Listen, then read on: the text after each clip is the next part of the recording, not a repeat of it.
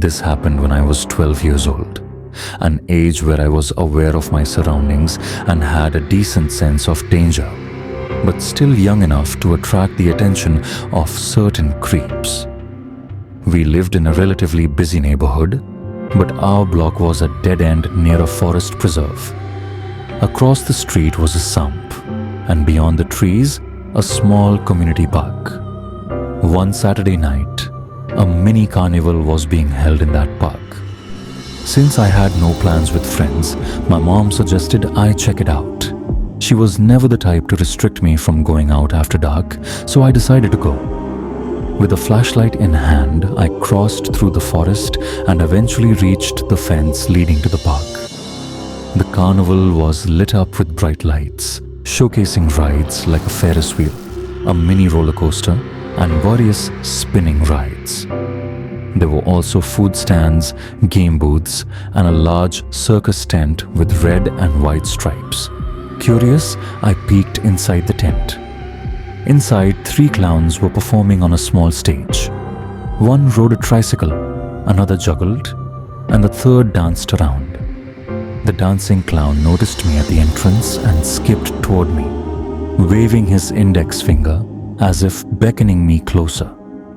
I had no interest in getting closer or going on stage, so I quickly walked away. I ran into a friend at one of the game booths and hung out with him for about half an hour. As the carnival wound down and people began leaving, I said goodbye and headed back through the woods. As I neared the fence, I heard a voice behind me. It was the same clown who had waved me over earlier. He asked if I wanted to see the backstage area of the circus tent and some exclusive features that regular guests couldn't access. I quickly declined and walked into the forest, glancing back every few seconds to ensure I wasn't being followed. The clown remained where he was, watching me with his painted-on smile. When I was out of his sight, I started running, only stopping when I was sure he hadn't pursued me. I didn't tell my mom about the encounter because I feared losing my nighttime freedom. About 3/4 of the way home, I heard a chilling sound again. Turning around, I saw the clown emerging from the darkness into the beam of my flashlight. My stomach turned with fear. When he got close enough, I hurled my flashlight at him and sprinted toward my house. I could hear him chasing me, but as I neared the road, the footsteps suddenly stopped. He had turned back. By the time I reached home, I was gasping for breath. My mom was concerned, but I lied, saying I had jogged the whole way back. That night, I barely slept. For years after, I harbored an intense fear of clowns. Fast forward to when I was 14. It was a cold Tuesday night in November.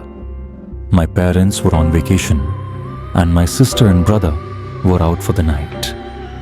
My friend David suggested we check out the fair that had set up in an empty parking lot a few blocks away. We wandered around, played some games, and encountered a clown. This clown didn't speak. He just smiled, made silly hand gestures, and moved eerily closer to us with each passing second. He resembled a mime more than a traditional clown. Feeling uncomfortable, David patted him on the shoulder as we walked away. On our way home, we heard footsteps behind us. Every time we turned, we saw nothing. David, unnerved, wanted to go home, but I convinced him to stay with me. By the time we reached my house, we were certain we were being followed.